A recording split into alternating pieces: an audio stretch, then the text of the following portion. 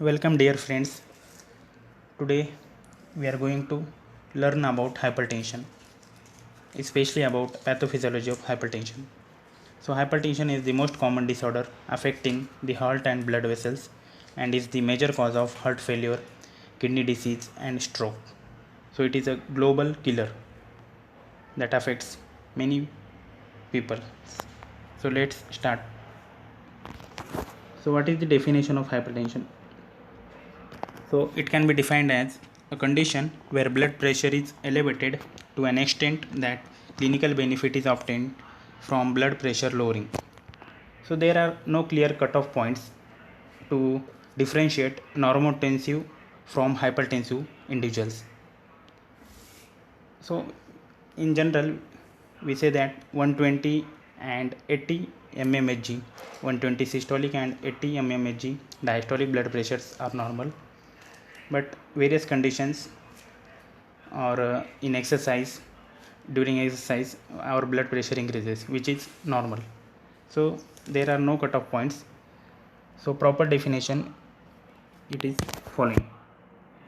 So blood pressure is elevated to an extent that the lowering of blood pressure results into clinical benefits. So when blood pressure is higher than normal, it can cause damage to the blood vessels in the kidney and brain. So it can result in kidney disease and stroke. So we have to treat it. Second point is hypertension is an important risk factor for the future development of cardiovascular diseases. So hypertension is the major risk factor for the development of coronary artery disease, and many other cardiovascular diseases such as heart failure, etc. Next is regulation of blood pressure. How blood pressure is regulated? Before going to start pathophysiology, we have to know about how blood pressure is regulated. So the blood pressure is the product of cardiac output and total peripheral resistance. So blood pressure is the product of cardiac output and total peripheral resistance. So what is meant by cardiac output? So cardiac output is the volume of blood pumped by each ventricle in 1 minute. So cardiac output is the volume ejected by each ventricle during 1 minute. It is cardiac output in turn depend upon stroke volume and heart rate. So cardiac output also depend upon stroke volume and heart rate. Stroke volume is the amount of blood ejected by the each ventricle during each contraction. The amount of blood ejected from the each ventricle during ventricular contraction. And heart rate is 72 beats per minute. Normal heartbeat is 72 beats per minute. So stroke volume normally is 70 ml per 70 ml. So normal cardiac output is 5 liter per minute. So our normal cardiac output is 5 liter per minute. And total peripheral resistance means the resistance developed by arteries or small arterioles to passage of blood. When blood passes through the artery, it develops resistance to flow.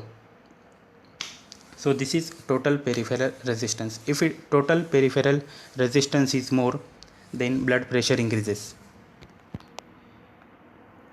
Next point is, in most hypertensive individuals, cardiac output is not increased and high blood pressure arises as a result of increased total peripheral resistance caused by constriction of small arterioles. So in most cases, cardiac output is not a problem, but the constriction of small arterioles is the risk factor for development of high blood pressure. Next point is, so minute to minute changes in blood pressure are regulated by the baroreceptor reflex. So baroreceptors are sensory receptors that are present in the arteries such as in the aorta, which is a large vessel that supplies blood to all the body, and baroreceptors are also present in the brain, in the carotid artery that supply blood to the brain. So these changes in blood pressure are sensed by baroreceptors that send signal to the brain, and appropriate changes are occurred. Next is the RAS system, that is renin angiotensin aldosterone system. It is also important for longer term salt, water and blood pressure control. If RAS system is activated, blood pressure increases. That is, if blood flow to the kidney decreases, then kidney secretes renin. It is a hormone. So kidney secretes renin, and renin is responsible for formation of angiotensin II, which is a potent vasoconstrictor. So it constricts blood vessels and blood pressure increases. So this is sketch diagram of how blood pressure is regulated. That is mean arterial pressure, which is depend upon cardiac output and peripheral resistance. So cardiac output is depend upon stroke volume and heart rate. So stroke volume is depend upon preload, that is amount of blood in the ventricles, and myocardial contractility, and afterload, that is after contraction of the ventricles, blood is ejected from the ventricles, and the remaining blood left in the ventricles is called afterload. And peripheral resistance is mainly contributed by vascular tone, that is vasoconstriction or vasodilation, and vascular structure, that is if remodeling is here, there are not. So this is classification of hypertension, that is normal and hypertensive individuals. So JNC means Joint National Committee. It is the committee on detection evaluation of high blood pressure in the America. So that committee given the following classification. So first is normal. The normal individuals have blood pressure less than 120 systolic and less than 80 mmHg diastolic. If the blood pressure is in the range of 120 and 139 systolic or 80 to 89 diastolic, then these patients are classified, these individuals are classified as pre-hypertension, that is they have the risk of developing hypertension. If the range of blood pressure is in between 140 to 159 systolic or 90 to 99 diastolic, then these people are called as hypertension. They are hypertensive peoples, that is they are in the stage first. And if the systolic blood pressure is greater than or equal to 160 and diastolic blood pressure is greater than or equal to 100, then they are in the stage second hypertension. So this is classification about blood pressure. Next point is causes of hypertension. The etiology of hypertension. So there are two types of hypertension, primary and secondary hypertension. Primary hypertension, also called as essential hypertension. It is generally, primary hypertension has no identifiable causes, that is it has no identifiable cause.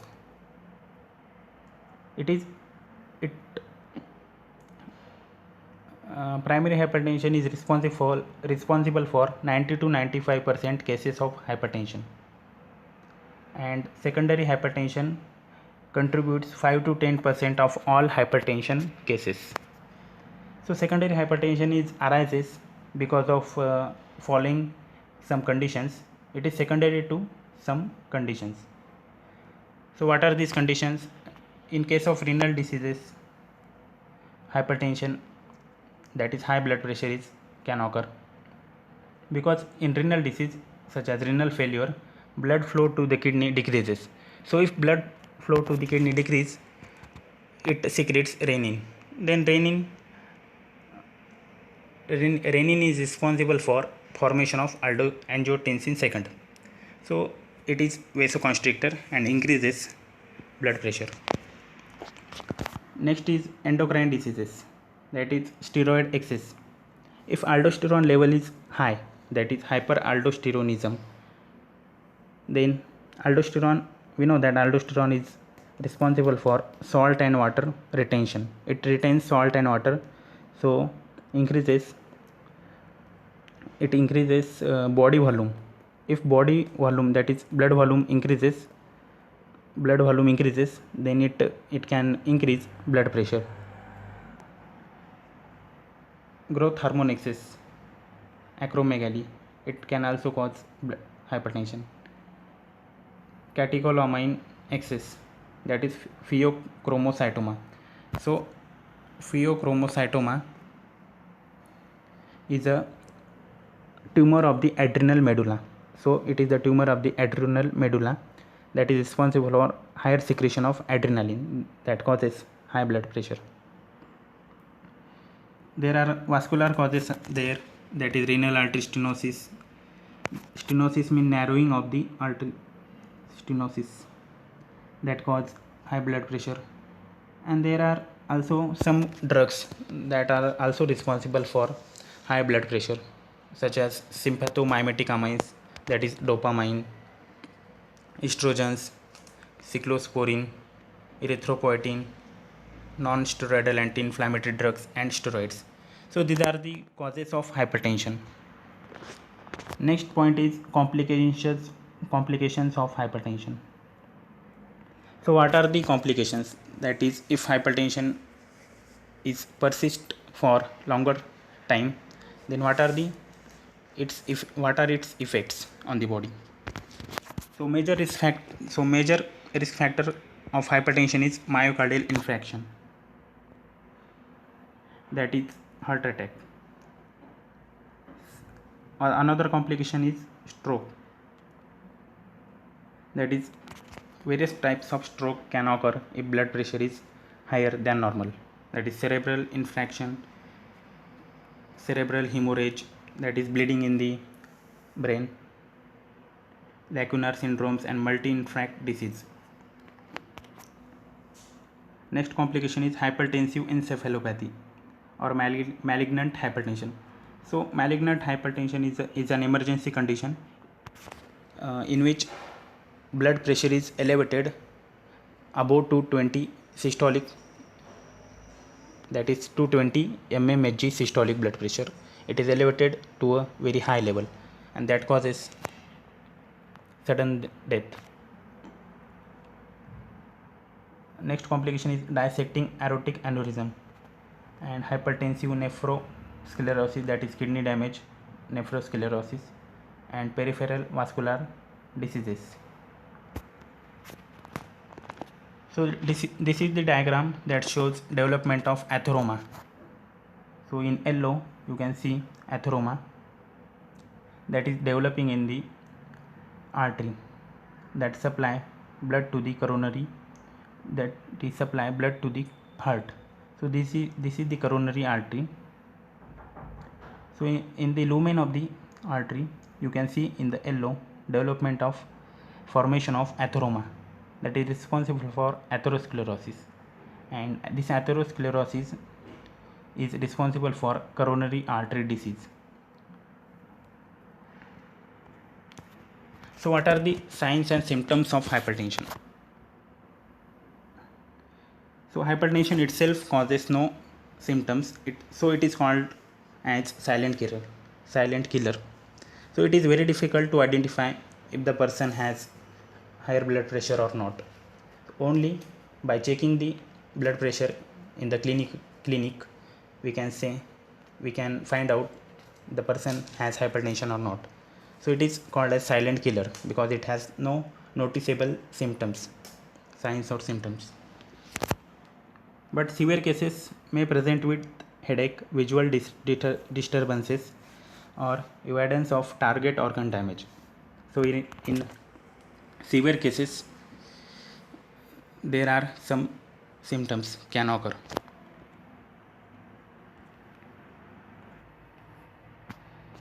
So next point is diagnosis. So for diagnosis of hypertension, we use the instrument that is sphygmomanometer. Sphygmomanometer should be highly accurate and validated to record correct blood pressure. So hypertension is diagnosed on the basis of a persistently high resting blood pressure. If blood pressure is persistently high, then we can say patient is hypertensive. The American Heart Association recommends at least 3 resting measurements on at least 2 separate healthcare visits. So American Heart Association recommend that blood pressure should be monitored for at least 3 resting times and on at least 2 separate healthcare visits.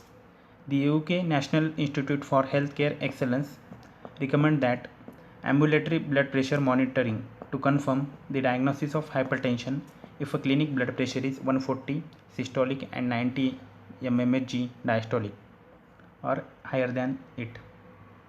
So UK National Institute for Health and Care Excellence recommend that if your blood pressure is equal to or above 140/90 mmHg, then they recommend you ambulatory blood pressure monitoring.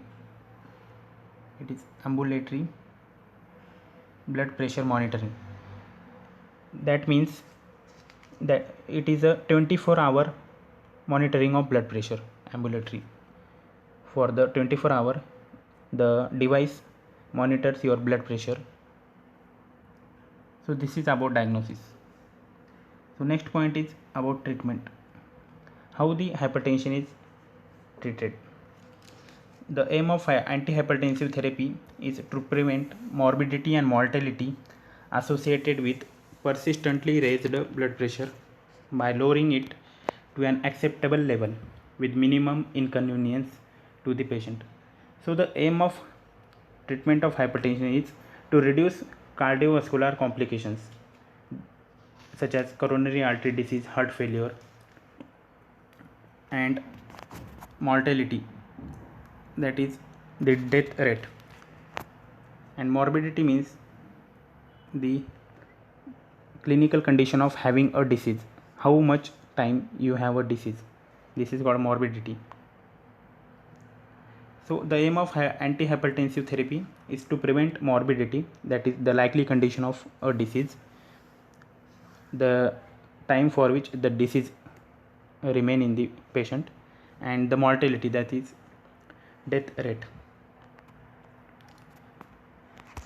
So in the treatment, if the blood pressure is not too high, then the doctors first prescribe lifestyle approaches, that is the diet approaches. They recommend exercise to lower the blood pressure. But if blood pressure is severely high, then immediately start the treatment of hypertension by using antihypertensive drugs. So what are the lifestyle approaches that can reduce blood pressure are following. First is the first line of treatment for hypertension is lifestyle changes, including dietary changes, physical exercise. Increasing dietary potassium has a potential benefit for lowering the risk of hypertension, exercise, and weight loss.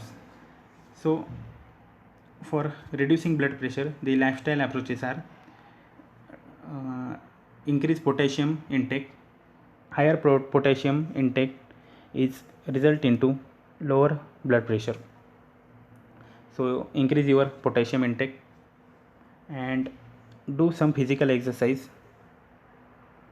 and also the weight loss is also responsible for reduction in blood pressure. Second approach is dietary changes shown to reduce blood pressure include diets with low sodium. So if hypertension is there, you should reduce your salt intake, that is sodium intake. Sodium is responsible for higher hypertension in patients. So by consuming less sodium we can control the hypertension. And the dash diet, DASH dash, that is dietary approaches to stop hypertension and green tea consumption. Next point is increasing dietary potassium has a potential benefit for lowering the risk of hypertension. So increasing dietary potassium has a potential benefit for lowering the risk of hypertension. Fourth point is physical exercise regimens which are shown to reduce blood pressure include isometric resistance exercise, aerobic exercise, resistance exercise, and device guided breathing. So physical exercise also is very good for hypertensive people to lower the blood pressure. And also there is management of stress. Stress is also related with hypertension, so manage stress with yoga, etc. So the second approach for treatment of hypertension is antihypertensive drugs. There are several classes of medications called as antihypertensive medications that are available for treating hypertension. So there are a number of drugs available for treatment of hypertension. So what are they? So this is the classification of antihypertensive drugs. First one is diuretics. So diuretics are of three types: thiazides, high ceiling diuretics, and potassium sparing. So diuretics decrease the body volume, that is they increase the urine volume and they increase water and salt excretion through the urine, thereby decreasing the decreasing the blood volume, and decrease in blood volume is associated with decrease in blood pressure. So these diuretics also have low cost and patient acceptability is also more. So diuretics are first choice treatment in the hypertensive patients. Next class is AC inhibitors, that is angiotensin converting enzyme inhibitors. So I have tell you earlier in our earlier slides, renin is secreted by kidney, that is responsible for production of angiotensin second. So angiotensin second is formed from angiotensin first in the presence of enzyme angiotensin converting enzyme, that is ACE. So ACE inhibitors are good substrates, are good potential drugs for lowering the blood pressure by inhibiting the formation of angiotensin second, that is a potent vasoconstrictor. So examples include captopril, enalapril, lisinopril, ramipril, etc. Third class is angiotensin blockers. So after formation of angiotensin second, it is acted upon angiotensin receptors. So by acting on angiotensin receptors, it shows its vasoconstricting activity effect. So by blocking the receptor, angiotensin first receptor, we can nullify the action of angiotensin second and reduce blood pressure. Examples are losartan, candesartan, irbesartan, valsartan, etc. Fourth one is direct renin inhibitor, that is it directly inhibits the renin secretion from the kidney. Example is aliskiren. Fifth class is calcium channel blockers. So these are also first line drugs, calcium channel blockers. They reduce the flow of calcium from into the intracellular membrane, that is into the cytosol. We know that calcium is associated with contraction. So if calcium is more in the cell, it is responsible for higher blood pressure. So by lowering the inflow of calcium into the cell, into the heart membrane, we can reduce blood pressure. Examples are verapamil, diltiazem, nifedipine, felodipine, amlodipine, etc. Next class is adrenergic blockers, beta adrenergic blockers, also called as beta blockers. Beta blockers block the beta adrenergic receptors and thus reduces the contraction and rate of cardiac heartbeat. So this reduces heartbeat and also lowers blood pressure. Examples include propranolol, metoprolol, atenolol, etc. Next, seventh class is alpha plus beta adrenergic blockers. So alpha plus beta adrenergic blockers block alpha as well as beta receptors. Examples include labetalol, carvedilol. Next class is alpha adrenergic blockers. So alpha adrenergic blockers selectively block alpha receptors. Alpha receptors, that is examples include prazosin, terazosin, doxazosin, phentolamine, phenoxybenzamine, etc. And ninth class is central sympatholytics. Examples include clonidine, methyl-dopa. So central sympatholytics act in the central nervous system to decrease the release of sympathomimetic agents, that is norepinephrine. They decrease release of norepinephrine from the brain areas, so they decrease the blood pressure. And last class is vasodilators, that is they dilate the arterioles, that is blood vessels. So by dilating blood vessels, blood pressure can lower. So there are two types of vasodilators: arteriolar. Examples include hydralazine, minoxidil, and second one is arteriolar plus venous vasodilators. Example include sodium nitroprusside. So last point is prevention. How we can prevent the hypertension? So for the prevention of hypertension, following are the some approaches. First one is maintain normal body weight for adults. So by maintaining body weight to the normal, we can reduce the chances of hypertension. So this is BMI, body mass index. It must be between 20 to 25 kilogram per meter square. That is, body mass index is the ratio of height upon weight. So second approach is reduce dietary sodium intake to less than 100 millimole per day, that is less than 6 gram of sodium chloride or less than 2.4 gram of sodium per day. So by reducing intake of dietary sodium, we can reduce blood pressure. So by consuming less than 6 gram of sodium per day, we can control blood pressure. Third approach is engage in regular aerobic physical activity such as brisk walking for 30 minutes per day most days of the week. That is, simply by exercising 30 minutes in a day, we can reduce blood pressure. Fourth point is limit alcohol consumption to no more than 3 units per day in men and no more than 2 units per day in women. So by limiting alcohol consumption, we can reduce blood pressure.